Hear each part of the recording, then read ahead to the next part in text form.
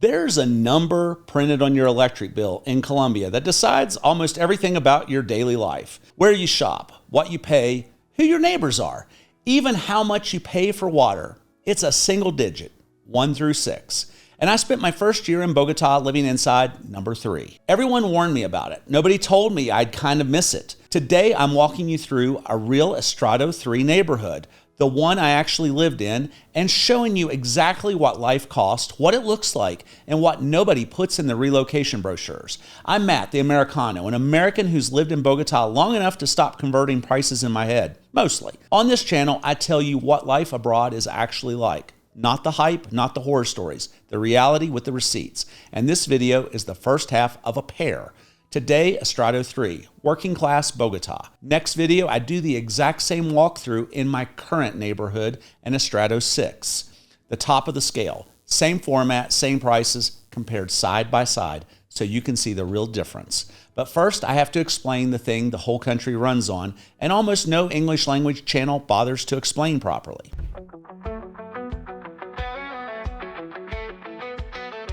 Colombia sorts its residential neighborhoods into 6 tiers called estratos. Estrato 1 is the lowest, Estrato 6 is the highest. Here's the part Americans get wrong. It's not a measure of how nice your apartment is, it's a classification of the neighborhood, based mostly on the physical condition of the area and the housing around you. And it's not just a label, it's the bill. Your estrato sets what you pay for utilities, electricity, water, gas, even your internet tier. Lower estratos pay less. Higher estratos pay more, and that extra money quietly subsidizes the lower ones. It's redistribution baked straight into your utility bill. So in Colombia, the rich literally help pay the light bill for the poor every month, automatically. Imagine pitching that in the US. For today, all you need is this. Estrato 3 is solidly working class. It's where a huge share of Bogotá actually lives. And it's where I started. The neighborhood I lived in is called Rio Negro. And right up front, do not confuse it with Rio Negro, the city outside Medellin. Different place entirely. This is a barrio in Bogotá. Okay, this is Rio Negro, not Rio Negro outside of Medellin. This is a barrio or neighborhood inside Bogotá. And basically Calle 100 or 100 is right here behind the camera person. And this is a Estrato 3 neighborhood. So I used to live here. So this is my old neighborhood. And I want to show you all the different things they have in a neighborhood, in a typical Colombian neighborhood, especially a Estrato 3. They're, for the most part, they're the same in every neighborhood, no matter what strata. It's just some stratas have maybe some nicer things. I lived here almost a year when I first moved to Colombia. Then I moved a few blocks up the street to a neighborhood called Los Andes and stayed there 2 years. Here's the trick, and it's the single most useful thing in this video.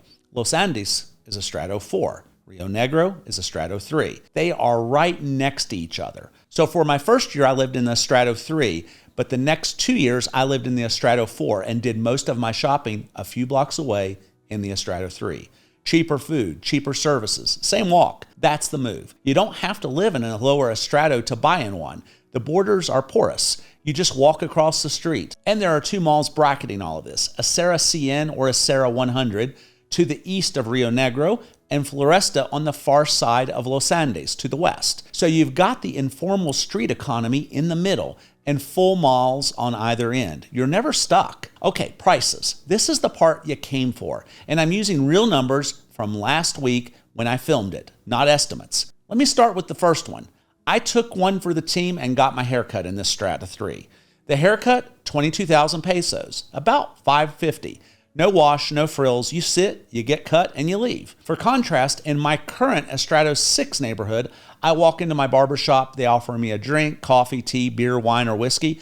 I sit in the barber chair. My barber cuts my hair. And afterwards, a woman walks over and washes my hair, throws in a quick scalp and back massage, and then turns me back over to the barber who blow dries my hair. And for all that, I pay 50,000 pesos. So roughly 13 bucks gets you the spa version. $550 gets you the chair. Both are a steal. Now, arepa con huevo, 3,200 pesos, under $1. Breakfast, a real one. So now is to show you how much you can get a breakfast in a neighborhood like Rio Negro or Estrato 3.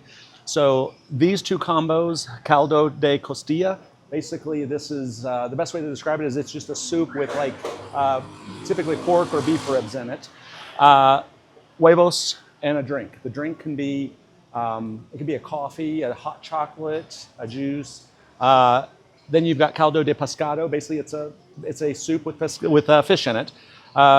Huevos, which is eggs, and again a drink. Both of these are 14,000 pesos. 14,000 pesos is about somewhere between $3.50 to $4.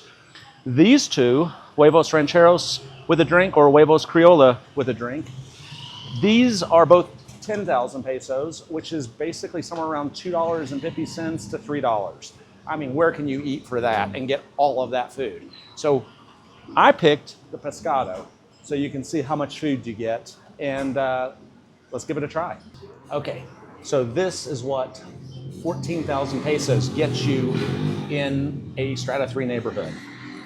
Fish with potatoes in the soup, hot chocolate, eggs with rice. I could have got the eggs fried this way, scrambled with nothing in them. This is pericos, which is basically got tomatoes and onions in it. It's really good that way, but you could have got it any kind of way for the eggs, and that you could have got a rice or a piece of bread. So this is 14,000 pesos. Dry cleaning. So you can get 3 of pretty much anything for 21,000 pesos. To put that in perspective for you, that's about, we'll call it $6. 3 items for $6. Not bad. And the service in these places is really good. So this isn't where I took my stuff. I took my stuff to another dry cleaners the other direction. But as we get down, things will just kind of get cheaper. And then the brisket. This one's my favorite story because it tells you something about how these neighborhoods actually work. I wanted to make brisket for a group of friends. Brisket is nearly impossible to find in Colombia. They butcher cattle differently here, so the cut just isn't standard. So I rode a bicycle from my Estrato 6 neighborhood all the way back to the meat market I'd always use in Rio Negro. They didn't have brisket either, but the guy said, no problem. I'll get it and deliver it to your house tomorrow. Next day, 6 kilos, 200,000 pesos delivered. Now, for you Americans that do pounds, that's 13.25 pounds for about $55, roughly $4 a pound. Special order, sourced and brought to my door, delivered. That's worth saying again because it's the whole thesis. I live at the top of the scale now, and I still rode a bike back down to Estrato 3 to buy meat. The savings are that real. Quick thing, YouTube just told me that only 22% of you watching this are actually subscribed. 22%, I did the math on that. That means 78% of you are just here, watching me ride a bicycle across town for a brisket like we're not in a relationship. And subscribing is free. It costs you nothing. It's the only thing I'll ask you for in this entire video that doesn't involve pesos. So if you've gotten anything out of this, hit subscribe, close the gap. Let's get that 22 to a number that doesn't make me question my life choices. Okay, back to it. So what fills an Estrato 3 neighborhood? Let me walk you down the block. Services everywhere. Within a few minutes walk, barbers, hair salons, nail salons, seamstresses, dry cleaners, vegetable stores, and meat markets, a ridiculous number of them, and noticeably cheaper than what you'll pay in an Estrato 5 or 6. Pharmacies, same story. Practically every neighborhood in Bogotá is stacked with them, and some are open 24 hours. You are never far from cold medicine at 3 a.m. And a fun fact, I would get sick in the US once or twice a year, just a common cold. In all of my time in Colombia, I have never gotten sick in Colombia. No clue why. I know people here who get sick, but it's weird. If you're an immunologist or doctor and you have a theory, let me know in the comments. Sorry, I digressed. Moving on. Auto repair shops. Estrato 3 has a lot of these. It's a working neighborhood, and it shows what kind of business survives here. And the hyper-specific little shops, which I love. A store that sells nothing but phone cases. A plastic store, every plastic object you can imagine. A place that's just paper plates, plastic cups, and trash bags. One that sells only hair products for women. And literally nothing else. This is the texture of Estrato 3. Small, specialized, owner-run. You don't go to one big store for everything. You go to 10 tiny ones and you get to know all 10. One of mine, a specialty printing and sign shop run by a woman named Andrea. Here's where I get everything I need printed. If you see me have a sign, this is where it's at.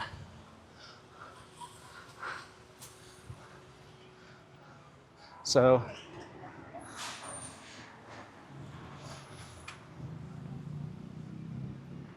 So if you need something printed, business cards, shirts, or anything like that, this is where you go. Every print job, every sign I've ever needed, she's handled. That's the kind of relationship you build here. Estrato 3 is Menú del Día country. So here is basically a Menú del Día in Rio Negro. Almuerzo, sopa de mondongo, arroz, ensalada, papa en casco, and then a protein, which the protein could be costillas a la barbecue, or hígado, or morillo, or pechuga, res, or cerdo. Your choice for 15,000 pesos. Basically, that's like $4. So, I mean, where can you get that much food for $4? Pretty awesome. These are set lunch spots serving traditional Colombian food, cheap, fast, and filling. What you won't find as easily is the non-traditional stuff. Pizza, Italian, Chinese. They exist, but they're thinner on the ground. Sushi? Probably not. For that, you walk a few blocks into the Estrato 4 and you'll find most of it. On Sundays, tamales. Tamales are popular in Colombia, and they're kind of like arepas in that every region kind of has their own tamales.